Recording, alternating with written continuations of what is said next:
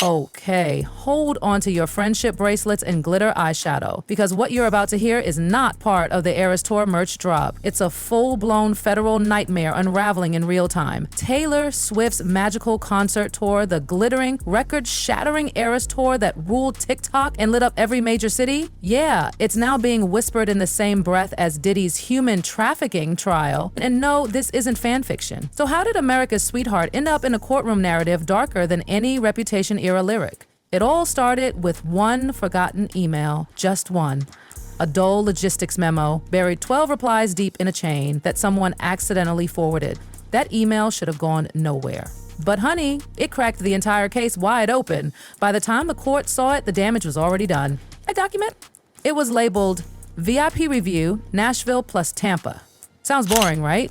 Venue logistics, digital passes, blah, blah. But scroll 12 emails down and bam. A single red highlighted line. Send the scout names directly to LA Mark, home M. That line sent chills through the entire courtroom. Suddenly, the judge leaned forward. Prosecutors stopped mid-sentence. The defense objected, but it was too late. The memo had already been submitted as Exhibit 42A, not because of what it said, but because of who it connected. Yes, Diddy. The courtroom gasped. It wasn't a leak. It wasn't a classified tape. It was just a boring logistics email. But it pulled Taylor Swift's Eras Tour right into the center of one of the darkest scandals in entertainment history.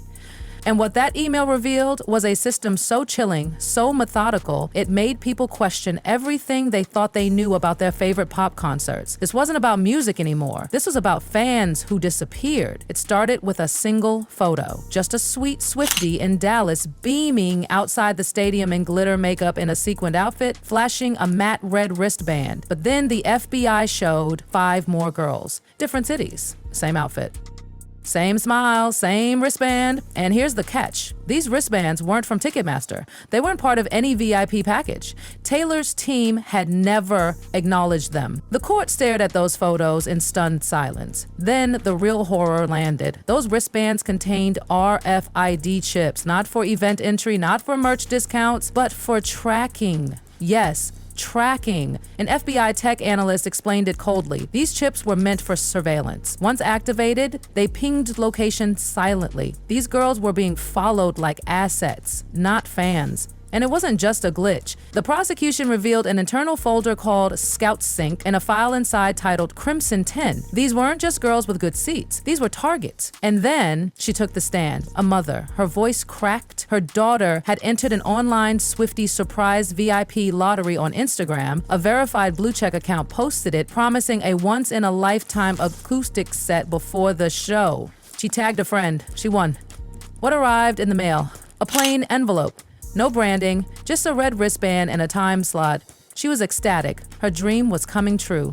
But what really happened? Security footage showed her smiling, waving at a loading truck, then vanishing. She never made it to the concert. Her name wasn't on the official Swift guest list. Her wristband wasn't in any known system. And her phone, it pinged once, then went dark forever. And it didn't stop there. Another girl, same wristband, was later spotted working unpaid at a 2022 Combem's global fashion launch.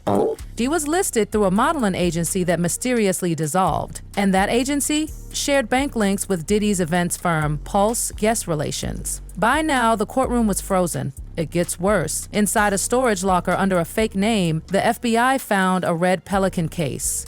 Inside, a solid-state drive labeled Miami Night 6 Clip 3A. It played aloud in court. A man's voice said, "Yo, this is confirmation. Swift VIP polls are clean. Forwarded to Shell East. List contains initials, TS. Flag, don't touch her. She's heat right now." The room went still. Taylor Swift's name was flagged. She wasn't a participant. She was being used as a shield, a hot target that someone had already approached. And someone else, more powerful, had shut down. But not the fans. Oh no. The red wristband girls? They were still being routed, moved, silenced. This wasn't just another scandal. This was an operation. Just when the courtroom thought it had heard the worst, boom. Another A-lister's name hit the screen and jaws hit the floor. Ariana Grande. Yes, you read that right. Miss Thank You Next herself was now tangled in this swirling nightmare. Now, Ariana wasn't even part of Taylor's tour. She wasn't performing at the same venues, she wasn't even on the same side of the country, but her name popped up on a courtroom document labeled Exhibit 42FA, and everyone freaked. Why? Because a digital systems analyst had traced something terrifying. The red wristband trackers, the same ones linked to missing Swifties, had been migrated to Ariana's fragrance launch in Miami. Let that sink in. Those same surveillance RFID chips were still active. They weren't just tied to one event. They were tracking girls across multiple celebrity events without the artists even knowing. The courtroom buzz and horror. This was no longer a Taylor-only scandal. Enter a new witness, a concierge from the Yay Hotel in Miami. He remembered two girls from surveillance footage, both wearing those red wristbands, sneaking through a service elevator. They didn't go to the fragrance launch. They never showed up at the public event. Instead, they were on a sealed guest list, one held by Diddy's private security, and then came his words that sent chills down every spine in the courtroom. They weren't there for the party. They looked scared, like they had a job to do, but didn't know what it was. The prosecution laid out a terrifying theory: celebrity paw throws. Innocent megastars like Taylor Swift and Ariana Grande were being used as covers. Their events provided the perfect smokescreen: bright lights, screaming fans, chaos everywhere, while something much, much darker moved in the shadows. It wasn't happening with the celebrities' consent, but it was happening through their infrastructure. The courtroom no longer saw pop stars, they saw pawns, unwitting tools in a twisted machine. Then came the witness who changed everything. A man walked in wearing plain clothes and a protected witness badge. He wasn't famous, he wasn't a whistleblower. He was just a backup dancer on the Eras tour. And what he said next made the courtroom stop breathing. He took the stand and said only 5 words: "I saw the wrong tape." Goosebumps everywhere. During a rehearsal in Atlanta, he had walked backstage to grab a bottle of water. The green room was locked, which was strange. A moment later, a woman in a red dress exited, shaken, silent, and without a pass. He asked, "You good?" No response, just silence. When he entered the room, what he saw wasn't production. It wasn't rehearsal. It wasn't even music. There was a black curtain. A fake interview setup. A woman was sitting there, crying. 2 men in suits stood beside her. A tripod-mounted camera blinked red. A table held red folders, a sparkling water can, and headphones. He had just walked into something he was never supposed to see. A man turned to him and said coldly, "Wrong green room, this one's private." He backed out, terrified, tried to forget. Until weeks later, he saw a leaked court video, and in the background, his own voice. "You good?" His words had been recorded without his consent. The woman in the red dress, never seen again. Her trailer mysteriously caught fire 2 weeks later, and she was quietly replaced. Then came the physical proof. Not digital, not a video, not hearsay, a necklace. Inside a glass case, prosecutors displayed a silver pendant shaped like a retro cassette tape. And it wasn't merch, it wasn't fan-made, it was real, and it worked. Inside the pendant was a voice recording, 16 seconds long. A young woman's breathless voice whispered, "He said I got lucky 'cause I'm prettier in person. There's someone behind the mirror. I saw them move." Click. Never made it to the venue. The necklace was left behind on the windowsill. The surveillance footage, gone. 90 full minutes erased. Maids reported a strange smell the next morning from room 312, but there was no police report. It was written off as a plumbing issue. The final punch? That cassette necklace used a biometric lock timecode, and that lock was traced to a private property once owned by Sean Combs himself.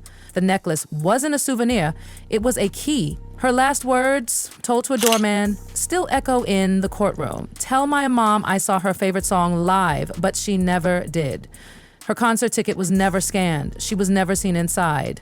Later, a red velvet envelope was found under the bed. Inside, an unused Taylor Swift ticket, a red wristband, and a note, "I won something I didn't sign up for." The prosecution connected her disappearance to a phony campaign called ERA Surprise Selection. It was run through private DMs, ghost Instagram accounts, and third-party emails. And the shell company funding it, Combs Experience Group. Their giveaways weren't about fandom. They were about capture routes, recruitment, control. She was bait.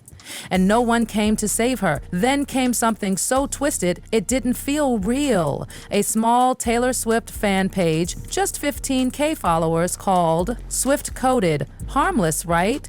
Wrong. This page wasn't analyzing lyrics, it was dropping cryptic warnings.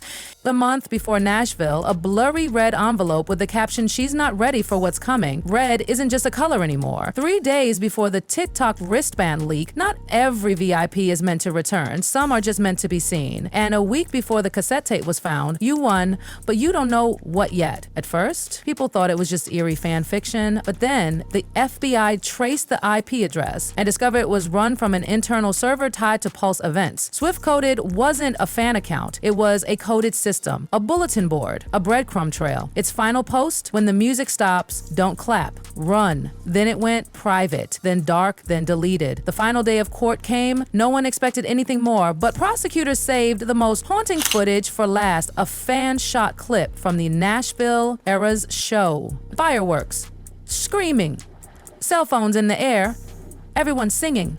But in the top right corner, something off. A girl in a red dress, wristband glowing. She wasn't dancing. She wasn't clapping. She was walking away from the crowd, slowly, quietly. The court zoomed in. That girl, she was on the Crimson 10 list. Her name never posted again after August 2023. She was marked attended in backstage records, but she was never logged out. No violence, no screaming, just disappearance. She thought she had won something, a moment with her idol, a dream. But what she actually won was the right to vanish without anyone noticing. Behind a billion-dollar tour, behind pyrotechnics and crowd chants and glitter, there was something else. Something no one saw coming. Taylor Swift wasn't accused, but she was used. Her fans weren't celebrating, some were selected. Her name wasn't on the indictment, but her tour was in the logistics. And if Taylor was the shield, the courtroom demanded to know who was the sword.